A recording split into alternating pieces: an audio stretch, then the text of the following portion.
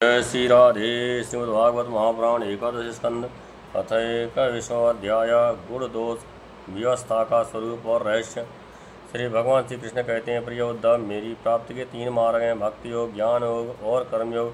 जो इन्हें छोड़कर चंचल इंद्रियों के द्वारा क्षुद्र भोग भोगते रहते हैं, वे बार बार जन्म मृत्यु रूप संसार के चक्र में भटकते रहते हैं। अपने अपने अधिकार के अनुसार धर्म में दृढ़ निष्ठा रखना ही गुण कहा गया है,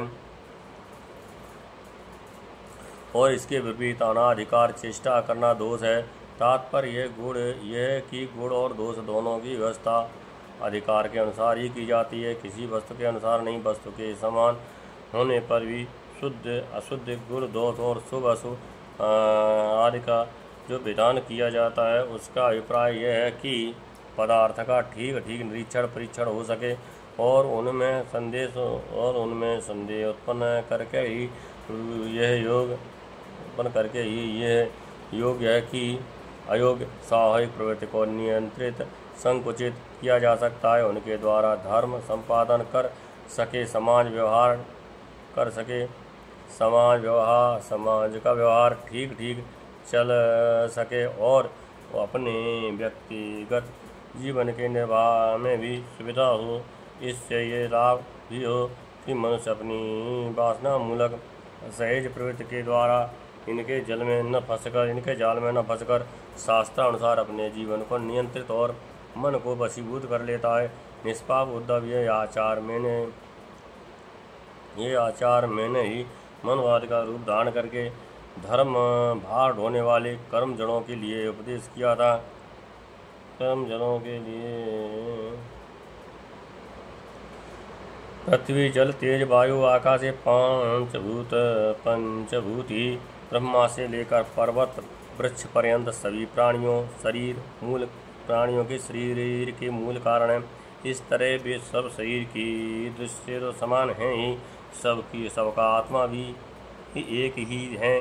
प्रिय उद्धव, यद्यपि सबके शरीर के 5 भूत समान हैं, फिर भी वेदों ने इनके वर्णाश्रम आदि अलग अलग नाम और रूप इसलिए बना दिए कि ये अपनी वासना मूलक प्रवृत्ति को संकुचित करके नियंत्रित करें, धर्म अर्थ काम और मोक्ष इन चारों पुरुषार्थों को सिद्ध कर सकें। साधु श्रेष्ठ देश काल फल निमित्त अधिकारी और धन धान्य आदि वस्तुओं के गुण दोषों का विधान भी मेरे द्वारा इसलिए किया गया है कि कर्मों में लोगों की उच्छृंखला प्रवृत्ति न हो, मर्यादा का भंग न होने पावे। 10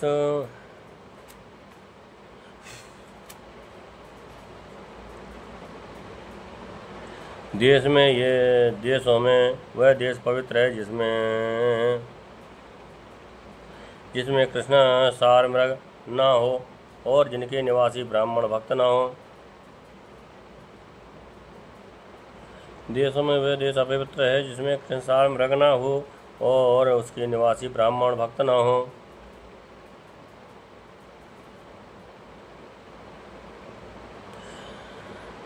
कृष्ण सार मृग के होने पर भी केवल उन प्रदेशों को छोड़कर जहाँ संत पुरुष रहते हैं, कीकर देश अपवित्र ही हैं।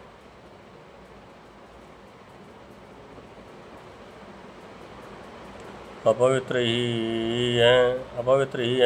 संस्कार रहित और ऊसर आदि स्थान भी अपवित्र ही होते हैं। समय वही पवित्र है जिसमें कर्म करने योग्य सामग्री मिल सके तथा कर्म भी हो सके। जिसमें कर्म करने की सामग्री न मिले, आगुन्तक दोषों से अथवा स्वाभाविक दोष के कारण जिसमें कर्म ही न हो सके, वह समय अशुद्ध है। पदार्थों की शुद्धि और अशुद्ध द्रव्य वचन संस्कार काल महत्व अथवा अल्पत्व से भी होती है। जैसे कोई पात्र जल से शुद्ध और मूत्र आदि से अशुद्ध हो जाता है। किसी वस्तु की शुद्ध अथवा अशुद्ध में शंका होने पर ब्राह्मणों के वचन से वह शुद्ध हो जाती है, अन्यथा अशुद्ध रहती है। पुष्पादि जल छिड़कने से शुद्ध और सूंघने से अशुद्ध माने जाते हैं। तत्काल पकाया हुआ अन्न शुद्ध और बासी अशुद्ध माना जाता है। बड़े सरोवर नदी आदि का जल शुद्ध और छोटे गड्ढों का अशुद्ध माना जाता है। इस प्रकार क्रम से समझ लेना चाहिए। शक्ति आसक्ति शक्ति आसक्ति असक्ति बुद्धि और भेभव के अनुसार भी पवित्रता और अपवित्रता की व्यवस्था होती है। उसमें भी स्थान और उपयोग करने वाली आयु का विचार करते हुए ही शुद्ध वस्तुओं के व्यवहार का दोष ठीक तरह से आंका जाता है। जैसे धनी, दरिद्र, बलवान, निर्बल, बुद्धिमान, मूर्ख, उपद्रवपूर्ण और सुखद, देश तथा तरुण एवं वृद्धावस्था के भेद से बुद्धि और अशुद्धि की व्यवस्था में अंतर पड़ जाता है। अनाज, लकड़ी, हाथी दांत आदि, हड्डी सूत मधु, नमक, तेल, घी आदि, रस, सोना पारा आदि, तेजस पदार्थ, चाम और घड़ा आदि मिट्टी के बने पदार्थ समय पर अपने आप हवा लगने से, आग में जलने से, मिट्टी लगने से अथवा जल में धोने से शुद्ध हो जाते हैं। देश, काल और व्यवस्था के अनुसार कहीं जल, मिट्टी आदि शोधक सामग्री के संयोग से शुद्ध करनी पड़ती है, तो कहीं कहीं एक से भी शुद्ध हो जाती है। यदि किसी वस्तु में कोई अशुद्ध पदार्थ लग गया हो तो छीलन से या मिट्टी आदि मलने से जब उस पदार्थ की गंध और लेप न रहे और वह वस्तु अपने पूर्ण रूप में आ जाए तब उसको शुद्ध समझना चाहिए। स्नान दान तपस्या भय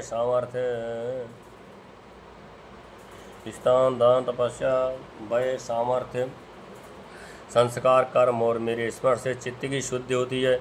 इनके द्वारा शुद्ध होकर ब्राह्मण, क्षत्रिय और वैश्य को विहित कर्मों का आचरण करना चाहिए। गुरुमुख से सुनकर भली भांति हृदयंगम कर लेने से, मंत्र की ओर मुझे समर्पित कर देने से कर्म की शुद्ध होती है। उद्धव जी, इस प्रकार देश काल पदार्थ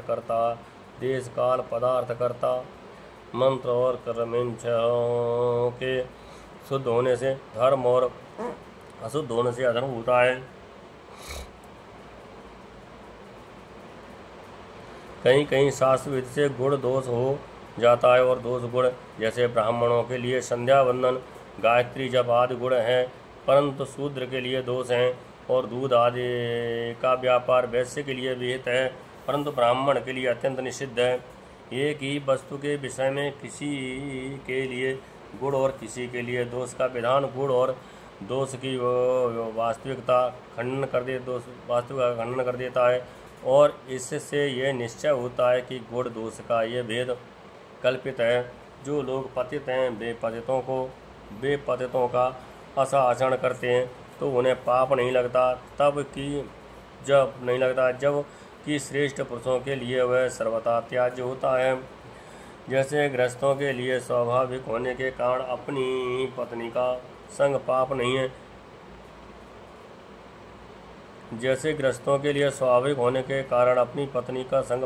है, परंतु सन्यासियों के लिए घोर पाप है। उद्धव जी, बात तो यह है कि जो नीचे सोया हुआ है वह गिरेगा कहाँ। वैसे ही जो पहले से ही पतित है उनका अब और पतन क्या होगा। जिन दोषों और गुणों से मनुष्य का चित्त उपरत हो जाता है उन्हीं वस्तुओं के बंधन से वह मुक्त हो जाता है। मनुष्यों के लिए ये निवृत्त रूप धर्म ही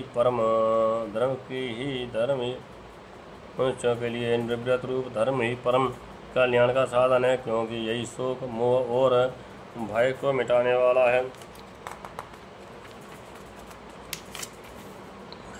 उद्धव जी, विषयों में कहीं भी गुणों का आरोप करने से उस वस्तु के प्रति आसक्त हो जाती है, आसक्त होने से उसे अपने पास रखने की कामना हो जाती है, और कामना की पूर्ति में किसी प्रकार की बाधा पड़ने पर लोगों में परस्पर कलह होने लगता है। कलह से असहाय क्रोध की उत्पत्ति होती है, और क्रोध के समय अपने हित का बोध नहीं रहता, अज्ञान छा जाता है। इस अज्ञान से शीघ्र ही मनुष्य की कार्य का निर्णय करने वाली व्यापक चेतना शक्ति लुप्त हो जाती है। साधो चेतना शक्ति अर्थात स्मृति के लुप्त हो जाने पर मनुष्य में मनुष्यता नहीं रह जाती, पशुता आ जाती है, और वह शून्य के समान अस्तित्वहीन हो जाता है। अब उसकी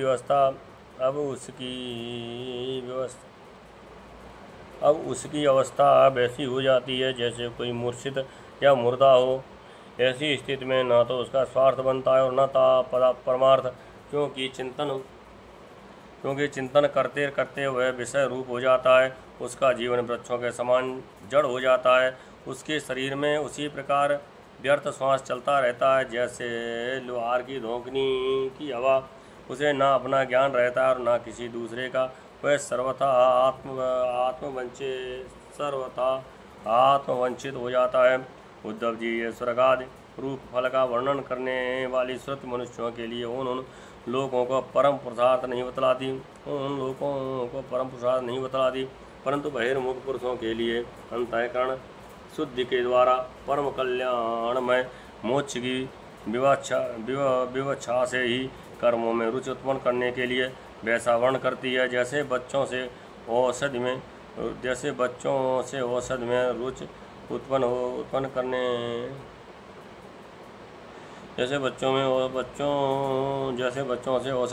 उत्पन्न करने के लिए रोचक वाक्य कहे जाते हैं। बेटा, प्रेम से गिलोय का काढ़ा पी लो तो तुम्हारी चोटी बढ़ जाएगी। इसमें संदेह नहीं कि संसार के विषय भोगों में और प्राणों में और सगे संबंधियों में सभी मनुष्य जन्म से ही आसक्त हैं और उन वस्तुओं की आसक्ति उनकी आत्मोन्नत में बाधक एवं अनर्थ का कारण है।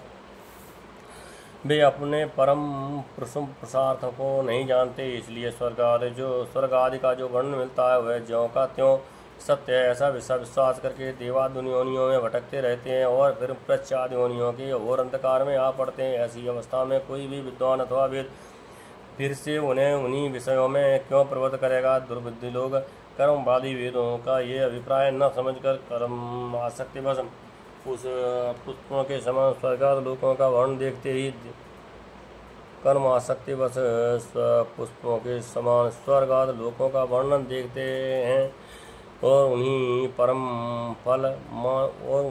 को परम फल मानकर भटक जाते हैं।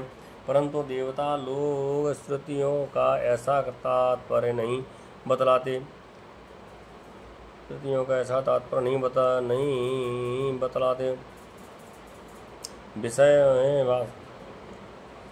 विषय वासनाओं में फंसे हुए दीनहीन लोही पुरुष रंग बिरंगे पुण्यों के समान स्वर्गाद लोगों को ही सब कुछ समझ बैठते हैं और अग्नि के समान सिद्ध होने वाले यज्ञादि कर्मों में भी मुक्त हो जाते हैं। उन्हें अंत में देवलोक पितृलोक आदि की ही प्राप्त होती है। दूसरी ओर भटक जाने के कारण उन्हें अपने निज धाम आत्म पद का पता नहीं लगता। प्यारे उद्धव, उनके पास साधन है तो केवल कर्म की और उसका कोई फल है तो इंद्रियों की तृप्ति। उनकी आंखें धुंधली हो गई हैं, इसी से वे ये वास्तव नहीं जानते कि जिस जगत की उत्पत्ति हुई है, जो स्वयं इस जगत के रूप में है, वह परमात्मा मैं उनके हृदय में ही हूँ। यदि हिंसा और उसके फल मांस भक्षण में राग ही हो, उसका त्याग न किया जा सकता हो तो यज्ञ में ही करें। ये परसंख्या विधि है, स्वाभाविक प्रवृत्ति का संकोच है। संध्या वंदन आदि के समान अपूर्व विधि नहीं है। इस प्रकार मेरे परोक्ष अभिप्राय को न जानकर विषय लोलोप पुरुष हिंसा का खिलवाड़ खेलते हैं और दुष्टतावश अपनी इंद्रियों की तृप्ति के लिए वध किए हुए पशुओं के मांस से यज्ञ करके देवता पिता तथा भूतपतियों के यज्ञ का ढोंग करते हैं।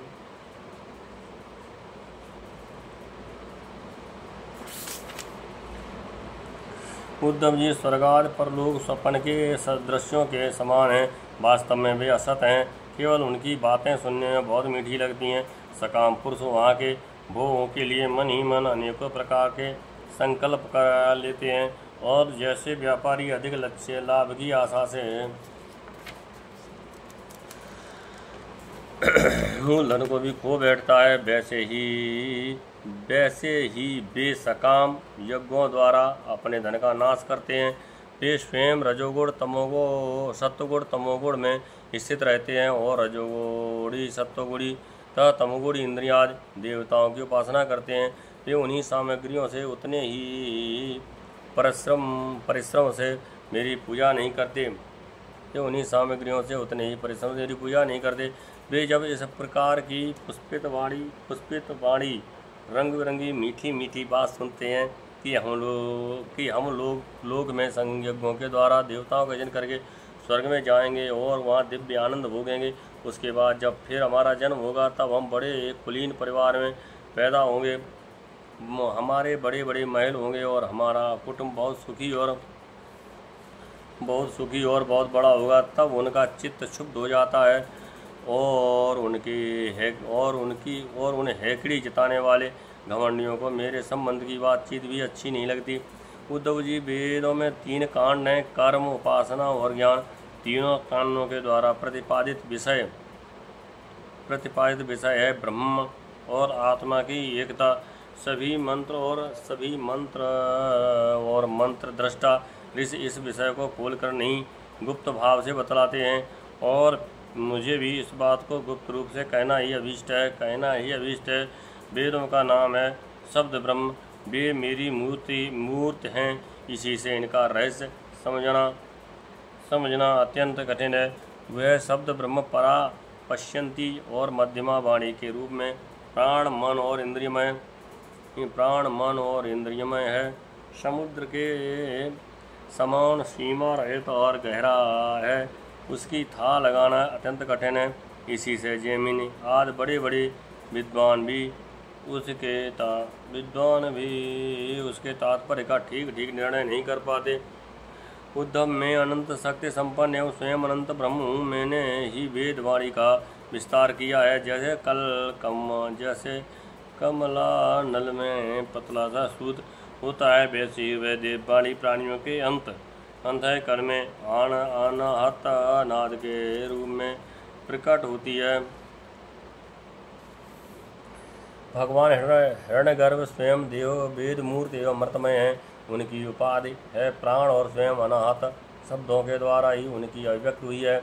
जैसे मकड़ी अपने हृदय से मुख द्वारा ज्वाला उगलती है और फिर निगल लेती है, वैसे ही वे स्पर्श आदि वर्णों का संकल्प करने वाले मन रूप निमित्त कारण के द्वारा हृदयाकाश से अनंत अपार अनेकों कर्मों वाली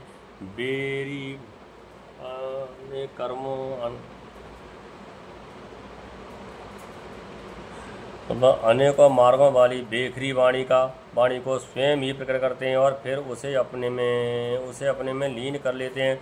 वह वाणी अधगत हृदयगत सूक्ष्म ओकार के द्वारा अव्यक्त स्पर्श का से लेकर माँ तक, स्वर आ से लेकर ओ तक और ऊष्मा सा हा और अंततः